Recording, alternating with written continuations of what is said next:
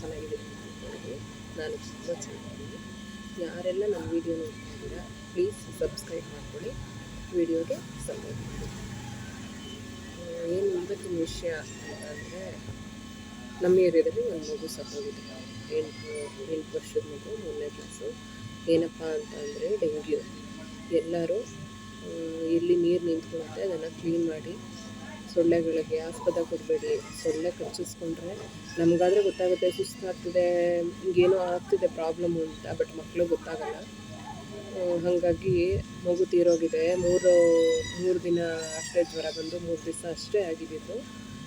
ತೊಗೊಂಡೋಗಿ ಆಸ್ಪತ್ರೆಗೆ ಹಾಕಿದ್ದಾರೆ. ಆಸ್ಪತ್ರೆಗೆ ಹಾಕಿದ್ರು ಒಂದು 3 ಲಕ್ಷ ಬಿಲ್ ಮಾಡಿದ್ದಾರೆ. ಆಸ್ಪತ್ರೆಗೂ 3 ಲಕ್ಷ ಬಿಲ್ ಮಾಡಿದ್ರು, ಮಗು ಉಳ್ಕೊಂಡಿಲ್ಲ.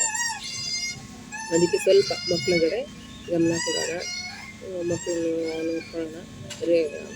ಉತ್ತರ ಏನು ಅಂತಾರಲ್ಲ ಹಾಗೆ, ಮಗು ತೀರೋದ್ರೆ, ಮಕ್ಕಳು ತೀರೋದ್ರೆ ನೋವು ತುಂಬ ಇರುತ್ತೆ. ಅದನ್ನು ತಡ್ಕೊಳಕ್ಕಾಗಲ್ಲ. ಪಾಪ ತಂದೆ ತಾಯಿಗೆ ಆ ಶಕ್ತಿ ದೇವ್ರು ಕೊಡಲಿ.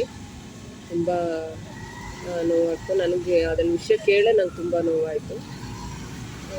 ಇದು 3ನೇ ಕ್ಲಾಸ್ ಮಗು ಅಂತಂದರೆ ತುಂಬ ಚಿಕ್ಕ ಮಗು. ಇಷ್ಟು 8 ವರ್ಷದ ಮಗು ಅಂದರೆ ಎಷ್ಟು ಪ್ರೀತಿಯಿಂದ ಬೆಳೆಸಿರ್ತಾರೆ. ಪ್ಲೀಸ್ ಎಲ್ಲರೂ ನಮ್ಮ ಸ್ವಚ್ಛತೆ ಕಡೆ ಗಮನ ಕೊಡೋಣ. ಸ್ವಚ್ಛವಾಗಿರೋಕ್ಕೆ ಆದಷ್ಟು ಪ್ರಯತ್ನ ಪಡೋಣ. ಇರಲೇಬೇಕು ಕೂಡ. ಹಸಿರಿದ್ರೆ ಸುತ್ತಮುತ್ತ ಗ್ರೀನು ಇವೆಲ್ಲ ಇತ್ತು ಅಂತಂದರೆ, ಕಳೆ ಗಿಡಗಳು ಅವು ಇದ್ದರೆ ಎಲ್ಲ ಕ್ಲೀನ್ ಮಾಡ್ಕೊಳ್ಳೋಣ. ಜೊತೆಗೆ ಏನಾದರೂ ನೀರು ನಿಂತಿತ್ತು ಅಂತ ಅಂದರೆ ನೀರೆಲ್ಲ ಕ್ಲೀನ್ ಮಾಡೋಣ. ಯಾವುದ್ರಲ್ಲೂ ನೀರು ನಿಂತ್ಕೊಳ್ಳೋಕೆ ಬಿಡೋದು ಬೇಡ. ಆದಷ್ಟು ಶುಚಿಯಾಗಿ ಇರೋಣ. ಮಕ್ಕಳ ಕಡೆ ಸ್ವಲ್ಪ ಜಾಸ್ತಿ ಗಮನ ಕೊಡೋಣ ಅಷ್ಟೇ.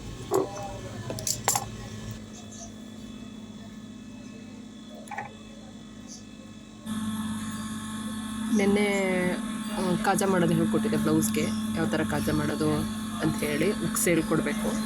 ಹಾಗೆ ನಿಮ್ಮ ಹತ್ರ ಮಾತಾಡ್ತಾ ಇದ್ನಲ್ಲ ಅಂಥೇಳಿ ಹಾಗೆ ಬ್ಲೌಸ್ ಸ್ಟಿಚ್ ಮಾಡ್ತಾಯಿದ್ದೆ. ಉಕ್ಸ್ ಪಟ್ಟಿ ಮಾಡ್ತಾಯಿದ್ದೆ. ಉಕ್ಸ್ ಪಟ್ಟಿ ಮತ್ತು ಕಾಜಾ ಪಟ್ಟಿ ಮಾಡ್ಕೊತಾ ಇದ್ದೀನಿ. ಬ್ಲೌಸು ರೆಡಿ ಮಾಡ್ತಾಯಿದ್ದೆ. ಹಾಗೆ ವೀಡಿಯೋ ಮಾಡೋಣ ಇರೋ ಒಂದು ಅಂಥೇಳಿ ಆನ್ ಮಾಡಿಟ್ಟಿದ್ದೆ.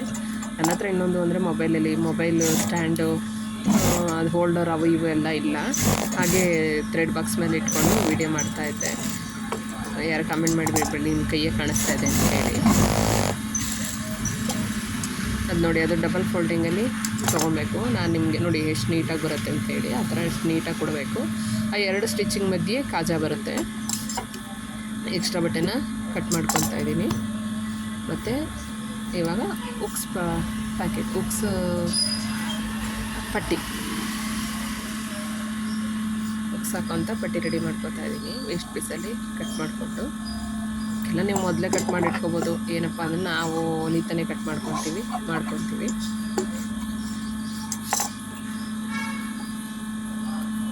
ಹೊಲಿತೀನಿ ನಾನು. ಒಂದು ದಿವಸಕ್ಕೆ 6-7 ಹೊಲಿಬೋದು. ಇವತ್ತು ಸಂಡೇ ಅಲ್ವಾ, ಸ್ವಲ್ಪ ಲೇಟಾಗಿ ಬಂದೆ ಅಂಗಡಿಗೆ. ಮನೆ ಕೆಲಸ, ವಾರದ್ದೆಲ್ಲ ಕೆಲಸ ಪೆಂಡಿಂಗ್ ಇಟ್ಕೊಂಡಿರ್ತೀನಿ. ಇವತ್ತು ಮನೆಯೆಲ್ಲ ಕ್ಲೀನ್ ಮಾಡಬೇಕು, ಅದು ಇದು ಕೆಲಸ ಇರುತ್ತೆ. ಮತ್ತು ಬೆಳಗ್ಗೆ ಎದ್ದೇಳೋದು ತುಂಬ ಲೇಟ್ ಆಗುತ್ತೆ ಇವತ್ತು. ಹಾಗಾಗಿ ಸ್ವಲ್ಪ ಲೇಟಾಗಿ ಬಂದೆ ಶಾಪ್ಗೆ.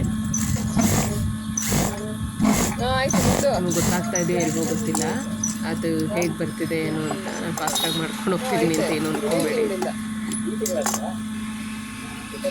ನೋಡಿ, ಅದು ಡಬಲ್ ಫೋಲ್ಡಿಂಗಲ್ಲಿ ತೊಗೊಬೇಕು. ಕಿನ್ನರಿ ಹಾಕಿದ್ಮೇಲೆ ಡಬಲ್ ಫೋಲ್ಡಿಂಗಲ್ಲಿ ತೊಗೊಂಡು ಅದನ್ನ ಆ ಕಡೆಯಿಂದ ತಿರುಗಿಸಿ ಈ ಥರ ತಿರುಗಿಸ್ಬೇಕು. ಆವಾಗ ನಮಗೆ ನೀಟಾಗಿ ಇನ್ನು ಮೇನ್ ಸೈಡಿಂದ ನೋಡಿದ್ರೆ ಇನ್ ಸೈಡ್ ಪೀಸ್ ಕಾಣಿಸಲ್ಲ. ಟೈಮ್ ಇರುತ್ತೆ 18.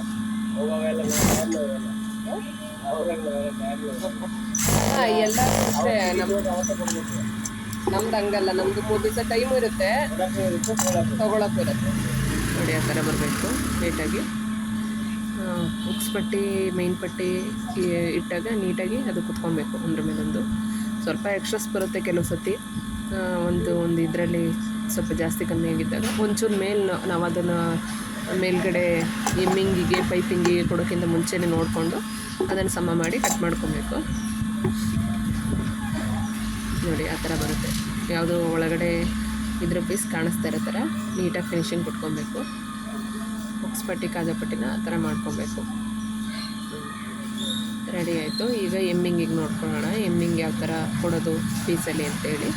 ಯಾವತ್ತು ನಾವು ಲೈನಿಂಗ್ ಪೀಸ್ ಕಟ್ ಮಾಡ್ಕೊಬೇಕಾದ್ರೆ ಸ್ಟ್ರೈಟ್ ಪೀಸಲ್ಲಿ ಕಟ್ ಮಾಡ್ಕೊಬಾರ್ದು. ನೋಡಿ ಕ್ರಾಸ್ ಪೀಸಲ್ಲಿ ಕಟ್ ಮಾಡ್ಕೊಬೇಕು. ಅಡ ಪೀಸಲ್ಲಿ ಕಟ್ ಮಾಡಿಕೊಂಡ್ರೆ ಸ್ಟ್ರೈಟ್ ಪೀಸ್ ಆದರೆ ನೋಡಿ ಎಕ್ಸ್ಪೆಂಡ್ ಆಗೋಲ್ಲ, ಅದು ಎಷ್ಟೇ ಹೇಳಿದ್ರು ಹಂಗೆ ಟೈಟಿಗಿರುತ್ತೆ. ಬಟ್ ಆಡ ಪೀಸಲ್ಲಿ ನೀವು ಎಳ್ಕೊಂಡ್ರೆ ನೋಡಿ ಎಷ್ಟು ಎಕ್ಸ್ಪೆಂಡ್ ಆಯಿತು. ಆ ಥರದ್ರಲ್ಲಿ ನಾವು ನೋಡಿಕೊಂಡು ಎಮ್ಮಿಂಗಿಗೆ ಕಟ್ ಮಾಡ್ಕೊಬೇಕು. 1 ಇಂಚು 1/4 ಇಂಚಷ್ಟು, 1 ಇಂಚ್ ಆದರೆ ಸಾಕು. ನಾವು ಅಂತಂದರೆ ಇದು ಮಾಡಾದ್ಮೇಲೆ ಮತ್ತೆ ಕಟ್ ಮಾಡ್ತೀವಿ. 1 ಇಂಚಷ್ಟು ಕಟ್ ಮಾಡಿ ಅದನ್ನು ಜಾಯಿಂಟ್ ಹಾಕೋಬೇಕಾಗತ್ತೆ. ದೊಡ್ಡದಾಗಿದ್ದರೆ ಏನು ಬೇಡ, ಬಟ್ ಚಿಕ್ಕ ಪೀಸ್ಗಳಾದರೆ ಜಾಯಿಂಟ್ ಹಾಕ್ಕೊಬೇಕು. ಜಾಯಿಂಟ್ ಹಾಕೋದು ತೋರಿಸ್ತೀನಿ ನೋಡಿ ನಾನು ಯಾವ ಥರ ಜಾಯಿಂಟ್ ಹಾಕೋದು ಅಂತೇಳಿ. ಅದು ಶೇಪ್ ಆ ಕಡೆ ತಿರುಗಿಸಿರ್ತೀವಿ ಕಟ್ ಮಾಡಿದಾಗ, ಅದನ್ನು ಆಪೋಸಿಟ್ ಡೈರೆಕ್ಷನಲ್ಲಿ ತೊಗೋಬೇಕು. ನೋಡಿ ಅದು ಚೂಕಿರೋ ಇದು ಆ ಕಡೆಗೆ ಹೋಗ್ತು, ಒಂದು ಈ ಕಡೆಗೆ ಹೋಗುತ್ತೆ. ಆ ಥರ ಆಪೋಸಿಟ್ ಡೈರೆಕ್ಷನಲ್ಲಿ ಅವೆರಡನ್ನೂ ತೊಗೊಂಡು ಅದನ್ನು ಅದ್ರ ಮೇಲೆ ಸ್ಟಿಚ್ ಹಾಕೋಬೇಕು ನಾವು.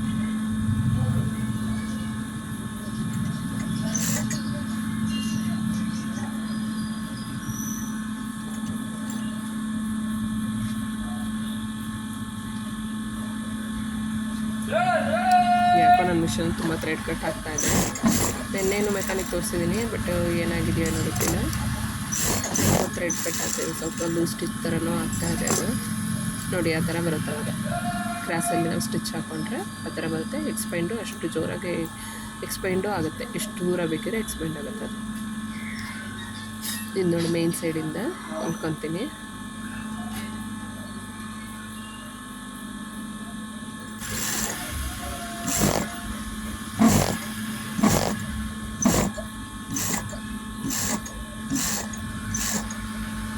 ಶೇಪ್ ಅದೇ ಹೋಗಿದೆ, ಹಾಗೆ ಸ್ವಲ್ಪ ಲೈಟಾಗಿ ಎಳ್ಕೊಬೇಕು. ಎಳ್ಕೊಂಡು ಶೇಪ್ ಹೋಗಿರೋ ಥರನೇ ತಿರುಗಿಸ್ಕೋಬೇಕಾಗುತ್ತೆ. ಅದನ್ನು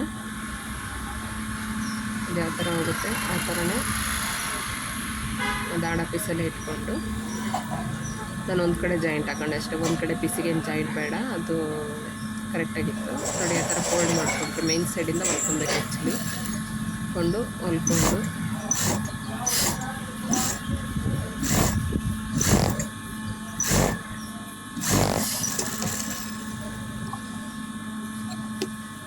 ಮಾಮೂಲಿ ಎಕ್ಸ್ಟ್ರಾ ಪೀಸ್ ಕಟ್ ಮಾಡಿಕೊಂಡು ಅದನ್ನು ನ್ಯಾಚ್ ಹೊಡ್ಕೊತಾ ಇದ್ದೀನಿ. ತಿರುಗಬೇಕಲ್ಲ, ರೌಂಡ್ ಶೇಪಲ್ವ ಅದು ಫ್ರಂಟು. ನ್ಯಾಚ್ ಹೊಡಿತಾ ಇದ್ದೀನಿ. ನ್ಯಾಚ್ ಹೊಡೆದು ಫೋಲ್ಡ್ ಮಾಡೋದು ಅಷ್ಟೇ. ಯಾಕೋ ನಾನೇ ಕಾಣಿಸ್ತಾ ಇದ್ದೀನಿ ಅನಿಸುತ್ತೆ, ನಿಮಗೆ ಪೀಸ್ ಕಾಣಿಸ್ತಾ ಇರೋ ಗೊತ್ತಿಲ್ಲ.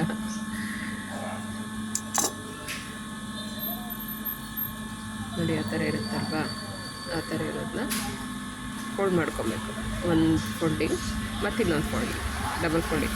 ಇನ್ನೊಂದು ಪಾಯಿಂಟೆಡ್ ಹಾಕೋಬೋದು ನೀವು. ಅದನ್ನು ಫೋಲ್ಡ್ ಮಾಡೋ ಒಂದು ಸ್ಟಿಚ್ ಹಾಕೊಬೋದು, ಆಮೇಲೆ ಬೇಕಾದ್ರೆ ಸ್ಟಿಚ್ ಹಾಕೊಬೋದು. ಅದು ಈಸಿನೇ, ಇದು ಈಸಿನೇ. ಬಟ್ ಇದು ಒಂದು ಸ್ಟಿಚ್ ಬರುತ್ತೆ, ಅದು 2 ಸ್ಟಿಚ್ ಬರುತ್ತೆ ಅಷ್ಟೇ. ಇನ್ನೊಂದು ಸ್ಟಿಚ್ಚಿಗೆ ಎಕ್ಸ್ಟ್ರಾ ಕೆಲಸ ಆಗುತ್ತೆ ಅಷ್ಟೇ. ಹಾಕೊಬೋದು. ಆ ಥರ ಹಾಕಿ ಸ್ಟಿಚ್ ಹಾಕಿ ನೋಡಿ ಹೇಗಾಗುತ್ತೆ ಇದು ಅಂಥೇಳಿ.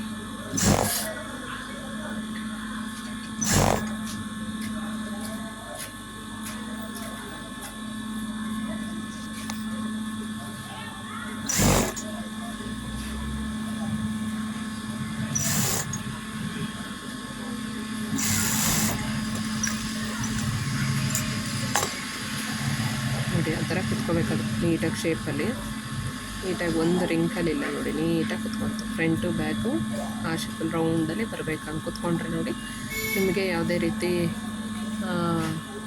ಎದ್ದೊಳೋದು, ಪೈಪಿಂಗ್ ಕೊಟ್ಟಾಗ ಎಮ್ಮಿಂಗ್ ಕೊಟ್ಟಾಗ ಎದೊಳ್ ಥರ ಆಗೋದು, ಮತ್ತು ಆ ಟೈಟ್ ಗ್ರಿಪ್ ಕುತ್ಕೋತಾ ಇಲ್ಲ ಅಂತಂದರೆ ನೀವು ಆಡ ಪೀಸಲ್ಲೇ ಟ್ರೈ ಮಾಡಬೇಕು. ಸ್ಟ್ರೈಟ್ ಪೀಸಲ್ಲಿ ಕೆಲವು ಸ್ಟ್ರೈಟ್ ಪೀಸಲ್ಲಿ ಮಾಡ್ತೀವಿ, ಮತ್ತು ಆಡ ಪೀಸಲ್ಲೇ ಸ್ಟ್ರೈಟ್ ಮಾಡ್ತೀವಿ ಅಂತೆಲ್ಲ ತೋರಿಸ್ತಾರೆ. ಬಟ್ ಅದರೆಲ್ಲ ಅದೆಲ್ಲ ಈ ವಿಡಿಯೋದಲ್ಲಿ ಓಕೆ, ಬಟ್ ಅದು ರಿಯಲಿ ಮಾಡಿದಾಗ ನೀಟಾಗಿ ನಾವು ಆಡ ಪೀಸಲ್ಲಿ ಮಾಡಿ ಆಡ ಪೀಸಲ್ಲೇ ಸ್ಟಿಚ್ ಹಾಕಿ ಮಾಡಿದ್ರೆ ಮಾತ್ರ ಅದು ನೀಟಾಗಿ ರೌಂಡಾಗಿ ತಿರ್ಕೊಂಡು ಕುತ್ಕೊಳ್ಳುತ್ತೆ. ಇಲ್ಲ ಅಂದರೆ ಕುತ್ಕೊಳ್ಳೋಲ್ಲ. ನಾನು ಆ್ಯಕ್ಚುಲಿ 20 ಇಯರ್ಸ್ ಆಯಿತು ನಾನು ಟೈಲರಿಂಗ್ ಅಂತ ಬಂದು, ಬಟ್ ಬ್ಲೌಸ್ ಸ್ಟಿಚಿಂಗ್ ಅಂತ ಬಂದು ಒಂದು 12-13 ವರ್ಷ ಆಯಿತು. ಆವಾಗಿಂದ ನಾನು ಸೇಮ್ ಮೆಥಡೇ ಕಂಟಿನ್ಯೂ ಮಾಡೋದು. ನೋಡಿ ಎಷ್ಟು ನೀಟಾಗಿ ಬರುತ್ತೆ ಅಂತ ಹೇಳಿ.